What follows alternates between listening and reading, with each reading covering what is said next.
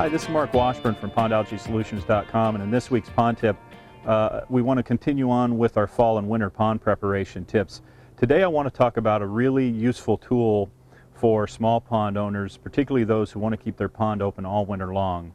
Basically, it's a pond heater, and this is one of the most versatile ones that I know of on the marketplace. I really like these. It's a Thermopond brand.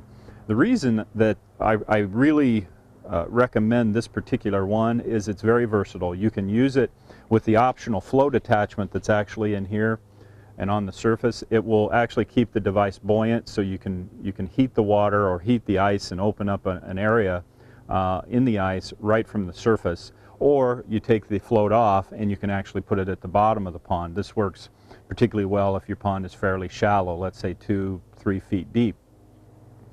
So all in all, why would you want to use a pond heater? Well, the real key to this is, and I know that some people have had fish and overwintered them successfully with the pond freezing over completely, but having that happen a lot of times can increase your chances of fish loss.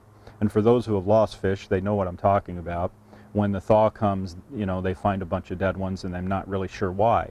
Well, generally you can overwinter fish if your pond is about 3 feet or deeper in most zones throughout the United States. Even if it gets pretty cold, you can keep them safe. However, you still want to allow the opportunity for gas exchange. Gases are released from any kind of decomposing organic matter, even a little bit of fish waste that's created, needs to be released from the water column. When it freezes over completely, all of that gets trapped. Also, oxygen can't get in very well. So by keeping a little spot open, and it doesn't have to be very large, you allow this gas exchange to take place, and it will likely keep your fish safer throughout the winter. Also, it's not a bad idea, at least up to freeze up, to use a cold water beneficial bacteria to keep any of these toxic things down, things like ammonia or any nitrates or nitrites that might be created, any organic decomposition that might be taking place. Bacteria can still help nullify some of the effects of these things, and along with the pond heater, you basically keep the entire system a little bit warmer so that all of this works. Now, you have to find a cold water or all-season bacteria. You can't use traditional summer bacteria for this purpose because they won't work below 50 degrees. But once it gets colder than that, you can switch over or use an all-season variety and be just fine. Now, the final thing, and we get a lot of questions about this, and I just wanted to talk about it: when do I stop feeding my fish?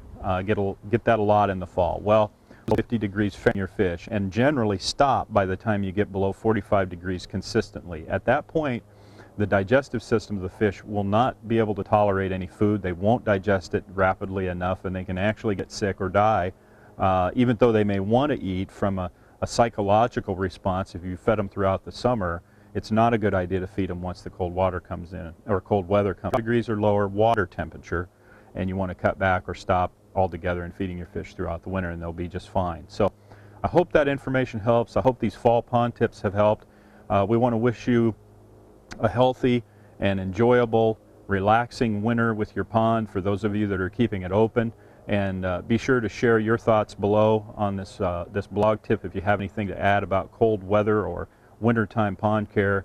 It goes out to a lot of pond owners, and all that information is helpful. So we'll see you again real soon, and have a great day wherever you are.